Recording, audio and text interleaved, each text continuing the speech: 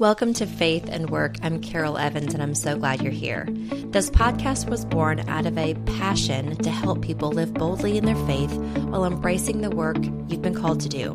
Whether that's a boardroom, a classroom, a kitchen, anywhere God's placed you, you carry a unique light. Right where you are, you have the power to reflect the love, hope, and compassion of Jesus Christ in a way that no one else can. Your job isn't just a job, it's a calling. In your faith, it's not separate from your work. It's woven right in the middle of it.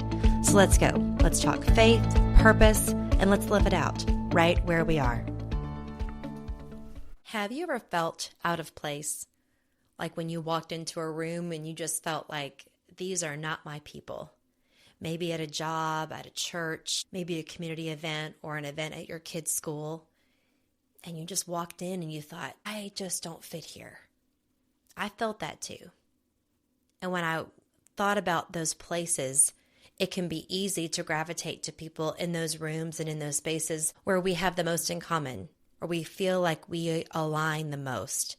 We vote like us. We do things with people who are just like us because it makes us feel the most comfortable. When we look around and we see people that are so different than us, whether that's several classes above us or what we would consider classes below us, sometimes we can pull away because we feel like it's just too different and we don't know where we fit.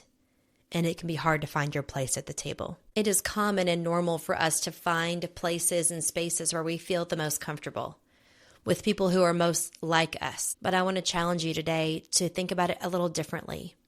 Today we're going to look at the life of Jesus and who he surrounded himself with. You see, if you look in the Gospels, you can look at Jesus' life and realize very quickly that he surrounded himself with people who are very different than he was. It was very normal at that time when someone wanted to follow a rabbi, they would prove themselves worthy enough to follow that rabbi. They were of a certain education. They would learn the Torah. They knew the law. But Jesus had a different approach. He went out and actually asked other people if they wanted to follow him.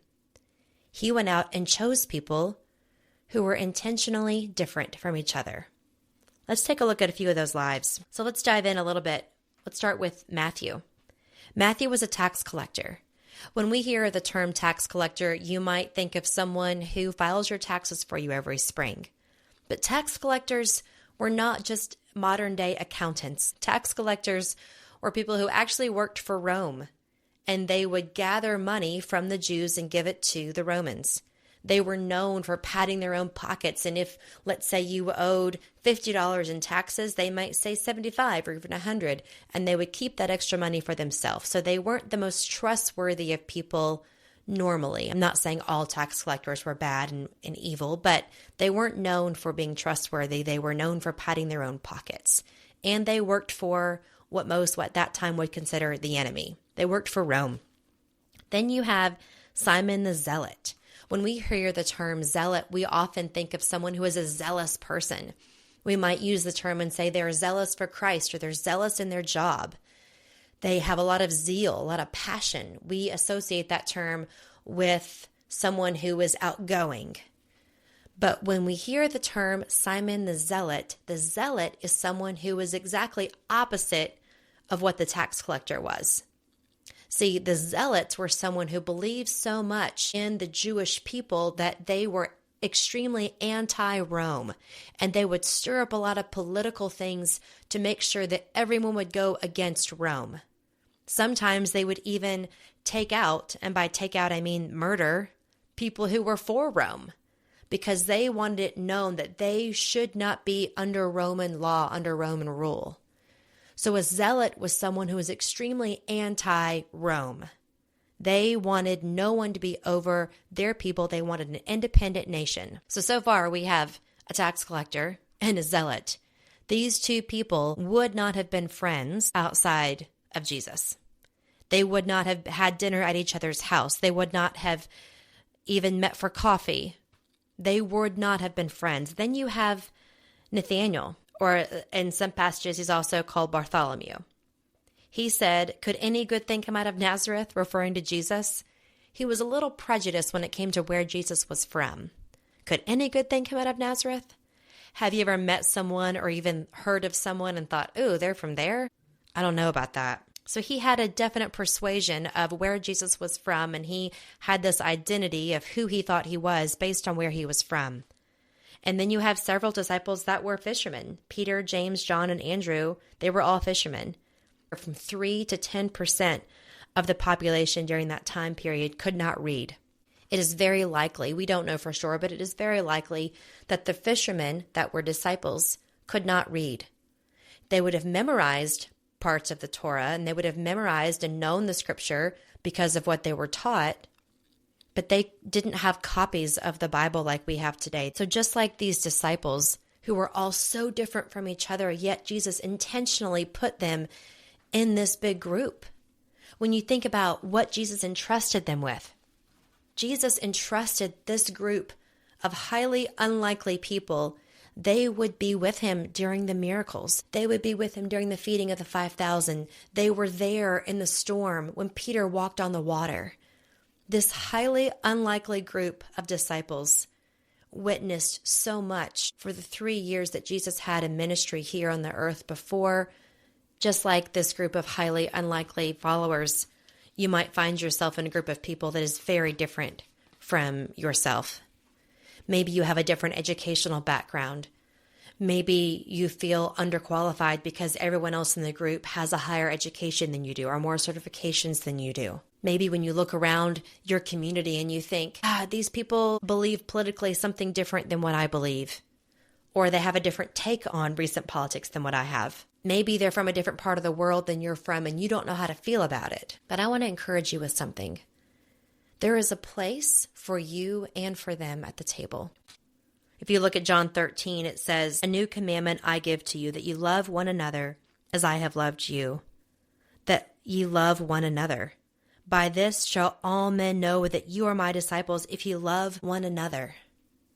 And he's looking around this table. This was the very last time. When he said this, this was at their last meal. The last time he's going to sit down for dinner with this group. And he's looking around the table at Peter and James and John, Bartholomew. He's looking at Matthew. He's looking at Simon. And he says, "By this shall all men know that you are my disciples, by how you love one another." So when we think about the communities that we're in and the tables that we sit at, how do we treat each other? Are we giving everyone in the circle a seat at the table?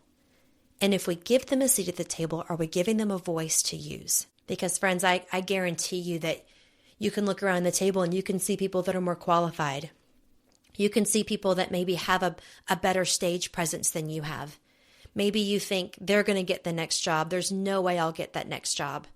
Or they get all the volunteer opportunities at your church. They get asked to do things that you wish you were asked to do. And maybe you feel like you're sitting in the back row because you just don't know where you fit at the table. So friend, I want to encourage you that if you're in the back and you think there's no way I'm going to fit, I want to remind you that Jesus died to give you a place at the table. And it is okay that you're sitting there. If you're a leader and you found yourself surrounding your table with people who are just like you, and when other people try to join that table, you push away and you keep them at arm's length because they're just too different. And you think to yourself, I can't afford to be at a table where someone's this different than me. I can't afford to be at a table where someone believes something different than what I believe. Just because Simon the Zealot and Matthew the tax collector both followed Jesus, that doesn't mean that their differences went away overnight. In fact, if you look in the New Testament, after Jesus died, the disciples did have several things that they disagreed on, and they had to come to terms with that. For some of them, they would eventually kind of part ways because they just disagreed. But Jesus, the very last thing he told them, when you look at the very Last Supper, he starts in John 13 with the reminder, if you love one another. And then if you look over in John 15, he says this in verse 12, "This is my commandment, that ye love one another as I have loved you. Greater love hath no man than this, that a man lay down his life for his friends." And in verse 15 it says, "Henceforth I call you not servants, for the servant knoweth not what his Lord doeth, but I have called you friends. For all the things that I have heard of my Father I have made known unto you." Then in verse 17 it says, "These things I command you, that ye love one another." So friend, I want to encourage you today, if you were at a table and you feel like you're out of place, You don't need to be just like the person to your left or to your right. After Jesus died, then someone new at the table was Paul. Paul did not come to know Christ until after Jesus died, buried, and went back up into heaven. But here we have Paul, who was a dual citizen of Rome. Paul, who was extremely educated. Paul, who had been the one responsible for helping to crucify several of their friends and have them killed. And they thought, this guy is too different. This guy has come from the outside. This guy's probably a fraud. There's no way this guy's real. Friends, if Jesus can intentionally put together a tax collector, a zealot, someone who was prejudiced against his own hometown, some fishermen who probably couldn't read or write, and then someone who was converted after Jesus died, but he came into that circle, I want you to imagine the people in your circle that you have a hard time letting in.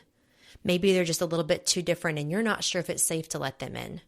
I want you to picture them right now. I want you to remember that if they had been the only person left on this earth, Jesus would have still died for them. He would have still died to make room at his table for them. If Jesus can die to make room at his table for what you might consider to be an enemy or someone that's an outsider, then you and I can be kind to them. Several months ago, I was sitting on a virtual call and I remember growing in my frustration. There was a project we were all working on together, and it was becoming increasingly more evident that one particular person on the call had not done their piece of the project that they should have done. And I was very frustrated. And I remember looking at their image. It was a virtual call. I was sitting in a conference room, but I was watching on a screen. And I looked at their image on the screen, and I remember thinking to myself, if that person had been the only person here, God would have still died for them. The least I can do is to be respectful in my response, because I might be the only Christian that they interact with today. That doesn't mean that I don't hold them accountable. That doesn't mean that I don't confront them about their piece in a project that they should have done. But it does mean that I do it with respect, and I do it with kindness. Respect and kindness don't mean that we don't share truth and that we're not honest. But it does mean that I don't have to do it in a way that is degrading to someone. And I sat, I took a deep breath, and I just let it go. I let my frustration go. I let my anger go. And I thought, if God died for them, I can be kind to them. They made a mistake. We talked about it.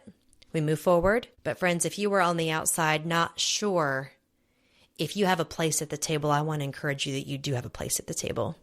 If you were in a job or you were on a team and you feel like every time I speak up, I get shut down and I don't know what to do, then reach out to me. I would love to talk to you about how to bring up your voice at the table, because you do have a voice and you do have a place at the table. Maybe it's time to find a job where you have a voice, but maybe it's that you haven't even tried to use it. So first of all, before you think about finding a new place at the table, I want to encourage you to lift your voice at the current table, because sometimes we tell ourselves a story that no one will ever listen, or no one will ever believe me, or no one will value my input when you haven't even tried.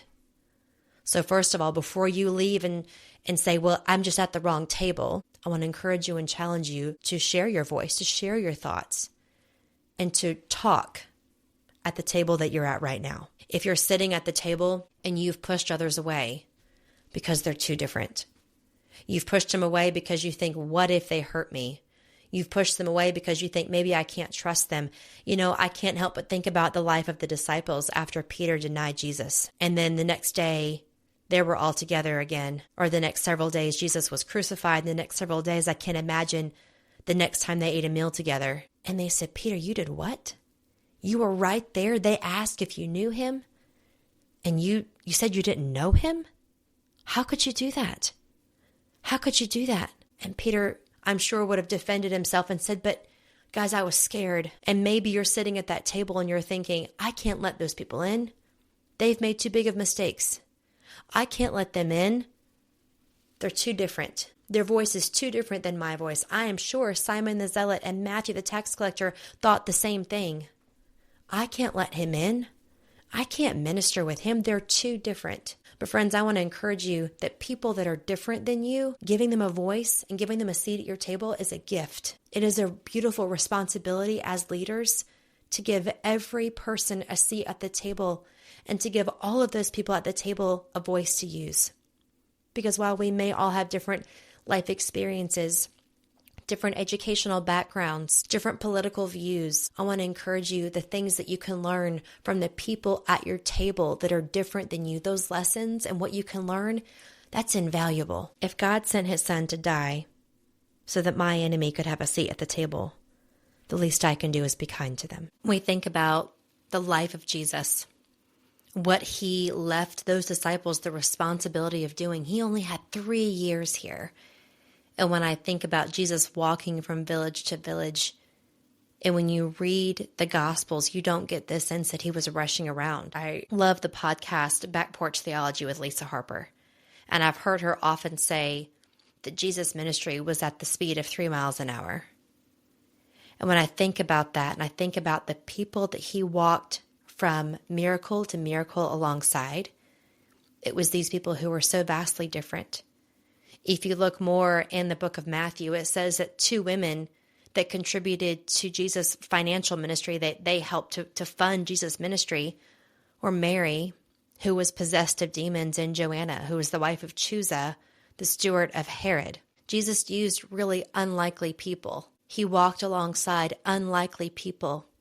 And then he left this group of unlikely people responsible for carrying out the gospel. If he can leave this group of unlikely friends and he tells them to love one another, and people are going to know that you're a believer by how you love one another. When I read that verse, man, it just convicts me so much, because I think about, how do my kids see me loving one another? How do I do this in front of them? How do I do this for my team at work? How am I showing love and compassion and forgiveness every day? I say I'm a Christian and I say I believe in God, but how am I showing it and how I love people every day? If he can leave the responsibility of the gospel, and friends, now it's you and it's me.